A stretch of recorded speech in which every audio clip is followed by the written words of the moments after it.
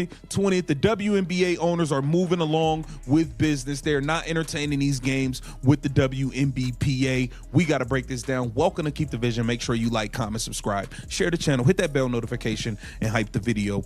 Let's get right into this here first. The WNBA issued a statement. All right. And in January 20th, that's the deadline the WNBA owners just set for core player designations, and they're not waiting around for the players' union to figure things out. While the WNBPA crashed out with public statements about revenue-sharing models, the league quietly called every single general manager and told them the same thing: proceed with free agency planning. Start reaching out to your targets. Get your offers ready. We're moving forward with or without a new CBA in place. This is not how the players' union expected this negotiation to go. And the contrast between these two approaches reveals something critical about who actually has leverage in this situation. Now listen to this. Our priority is a deal that significantly increases players' salaries. That is the key thing. That is where these two is different. The WNBA said our priority is a deal that significantly increases players' salaries, enhances the overall player experience, and supports long-term growth of the league for current and future generations of players and fans. Now, I want you to remember that very first part. Our priority is a deal that significantly increases players. Read that line again. Our priority is a deal that significantly increases player salaries. That's what the WNBA ownership group put in their official statement, and it's the most important sentence in this entire negotiation. Because here's what they're really saying. We already did that. The owners put $1.3 million max contracts on the table. They proposed $550,000 mid-tier salaries, rookie deals starting at $250,000. Those are significant increases, massive increases compared to the expired CBA. But the players' union isn't talking about salary increases in their statements.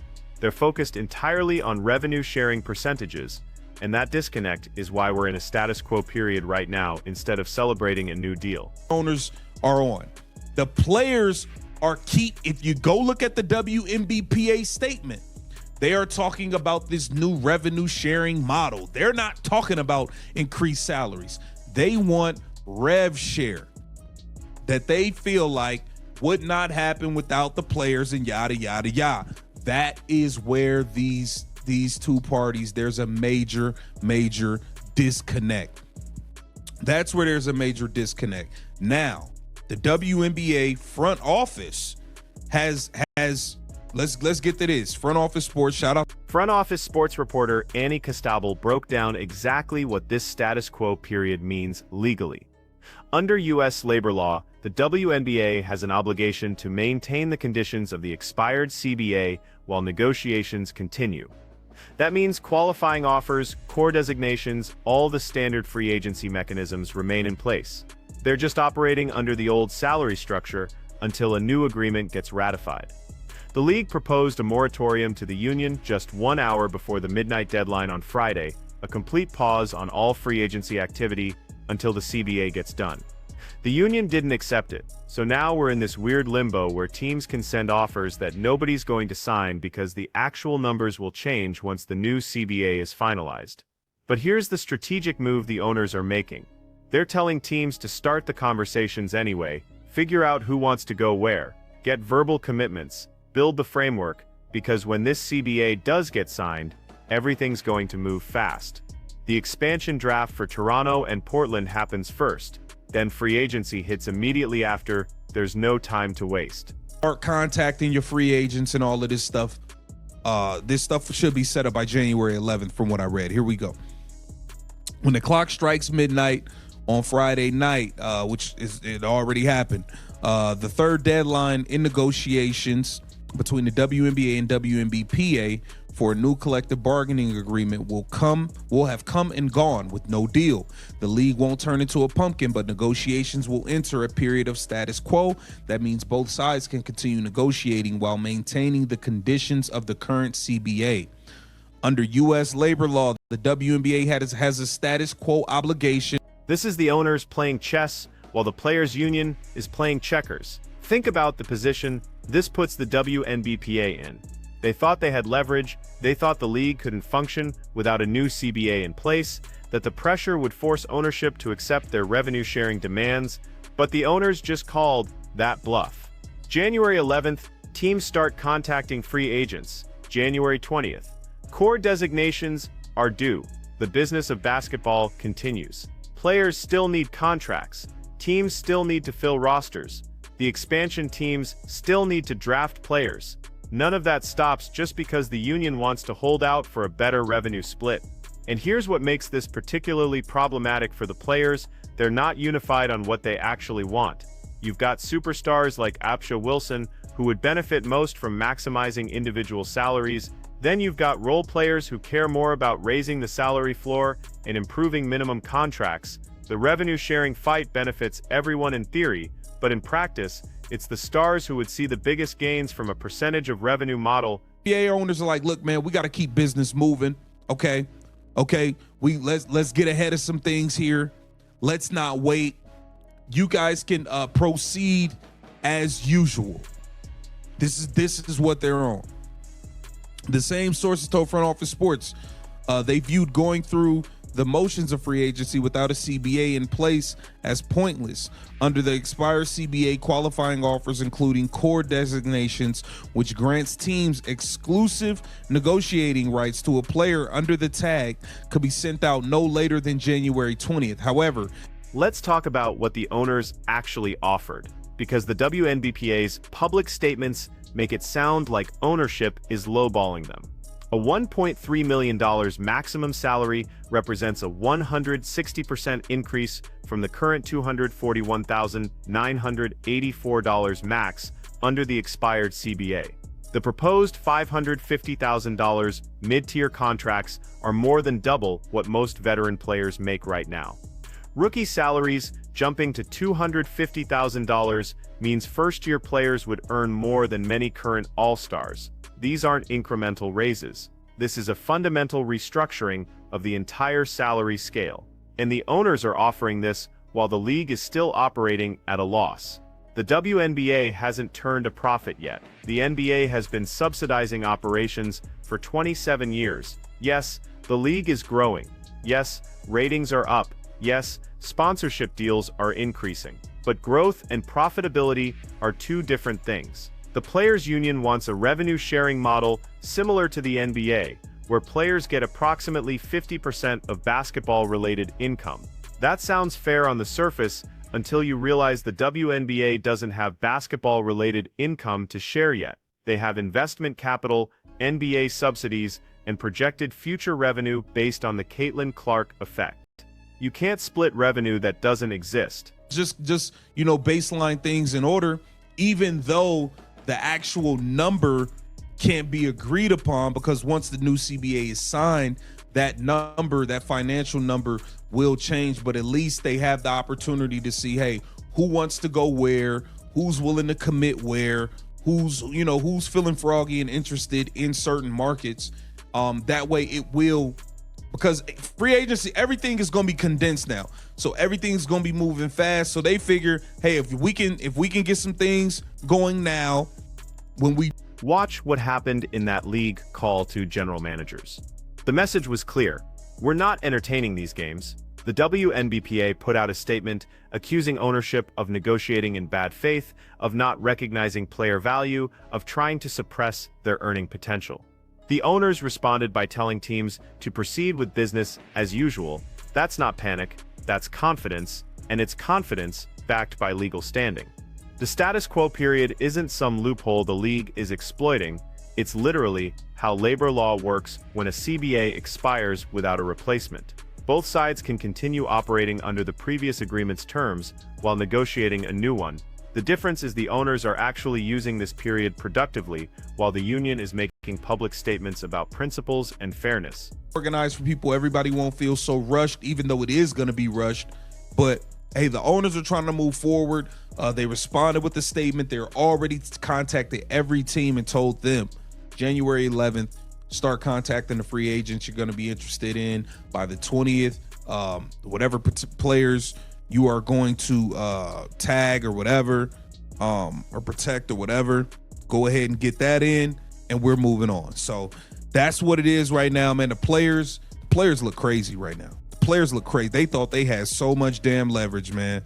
This is wild, man. Get down in the... Here's the reality check the players' union needs to hear.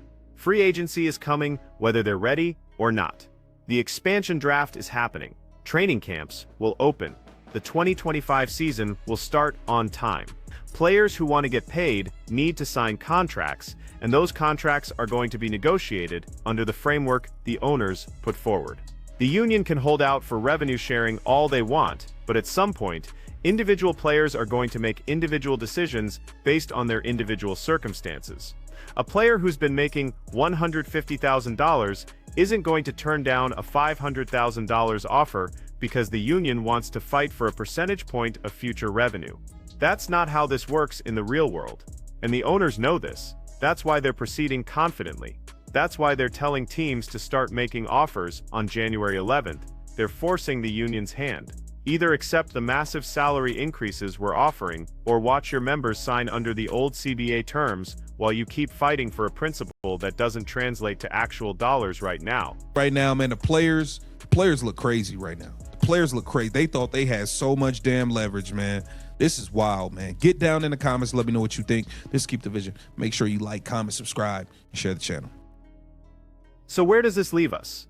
The CBA deadline came and went at midnight Friday. No deal, no extension, no moratorium, just a status quo period that benefits ownership way more than it benefits players. The WNBA thought they had leverage because the league is experiencing unprecedented growth. Caitlin Clark's rookie season brought record ratings, attendance was up across the board. Sponsorship deals are flowing in, all of that is true, but growth doesn't equal leverage when you're negotiating from a position of financial dependence.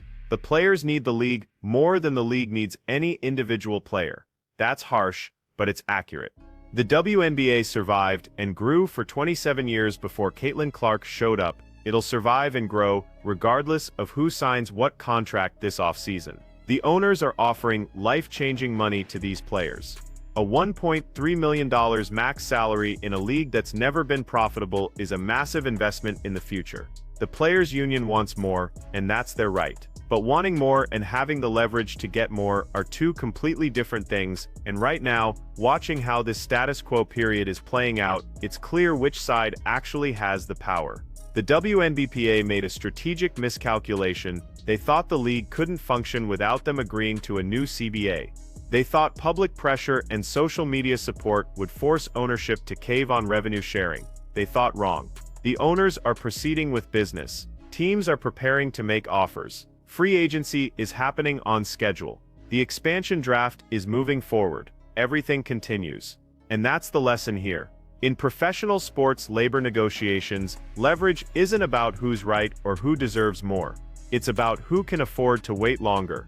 The owners can wait. They're not losing money by operating under the old CBA terms during this status quo period. But the players, every day without a new deal is another day of uncertainty about their financial future. January 11th is less than a week away. That's when teams can officially start sending qualifying offers to free agents. January 20th is the deadline for core designations. The business of basketball is moving forward. The only question is whether the players' union is going to participate in shaping that business or whether they're going to keep holding out for a revenue-sharing model that ownership clearly isn't willing to grant right now. The owners put out a statement saying their priority is significantly increasing player salaries. They backed that up with concrete offers that would more than double what most players currently make. The union put out a statement talking about revenue-sharing percentages and long-term sustainability. One of those approaches is grounded in current financial reality. The other is aspirational. And in labor negotiations, aspiration without leverage is just wishful thinking. The WNBA is learning that lesson the hard way right now. They thought they held the cards because the league is growing, but the owners just showed them that growth and leverage aren't the same thing. The business continues with or without union approval. Players still need contracts. Teams still need rosters. the machine keeps running. So what happens next? Most likely, the union realizes they overplayed their hand and comes back to the table willing to accept the salary increases without the revenue-sharing component. Or individual players start breaking ranks and signing offers under the old CBA terms because they can't afford to wait any longer. Either way, the owners win this standoff. The players' union looks foolish right now. They had an opportunity to secure massive raises for their membership and declare victory. Instead, they're fighting for a principle that doesn't translate to actual dollars in the current financial reality of the league. That's not smart negotiating. That's pride getting in the way of progress. And in professional sports, pride doesn't pay the bills. Contracts do. The WNBA is moving forward. The only question is whether the players are coming along for the ride, or whether they're going to keep standing on the platform demanding a better train while this one leaves the station without them.